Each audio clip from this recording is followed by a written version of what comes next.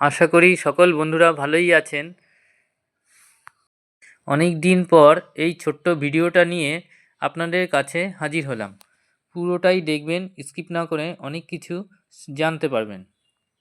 এই গাড়ির যে পিস্টনের গজেন পিনগুলো আছে সেইগুলো কেটে কেটে এরকম হুক বানানোর জন্যে ওল্ডিং করছি। দেখুন, ওল্ডিং করে করে এরকম অবস্থায় দাঁড়িয়েছে। আগের থেকে মনে হচ্ছে বেশ মজবুতই হবে।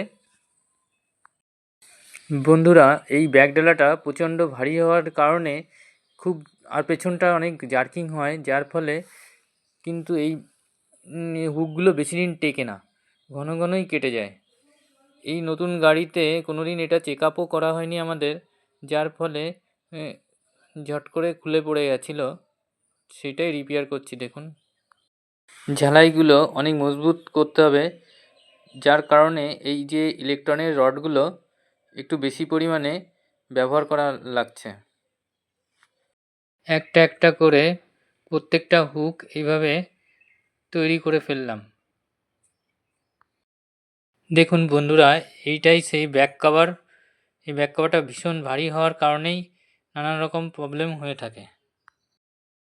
ওল্ডিং করার আগে বন্ধুরা অবশ্যই ব্যাটারির এই যে নেগেটিভ পজিটিভ যে কানেকশানগুলো আছে এগুলো ওপেন করে নিয়েছিলাম, কারণ এর বিভিন্ন রকম সার্কিট আছে গাড়ির ভেতর।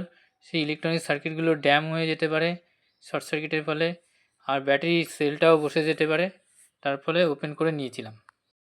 এদিকে আমার ছোটো কাকা ব্যাক কাভারের যে খিলগুলো আছে, খিলের যে মাঝখানে আটকানোর জন্য রড ব্যবহার হয়, সেই রডটা একটু কাটিং করে সাইজ করে ফেলছে আর একটু পালিশও করছে।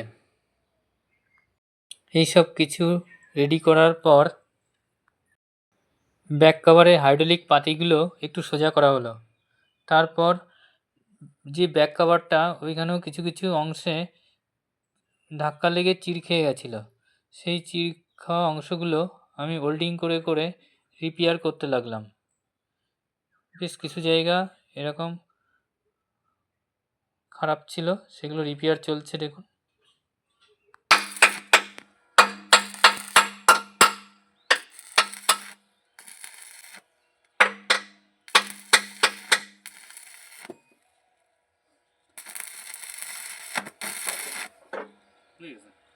ব্যাক কভার আটকানোর জন্যে যে রডটা আছে, রডটাও কিছু কিছু জায়গায় ক্ষয় হয়ে গেছিলো, সেইখানে ওল্ডিং করে করে মাল ধরিয়ে ওটা আগের জায়গায় নিয়ে আসতে হয়েছে।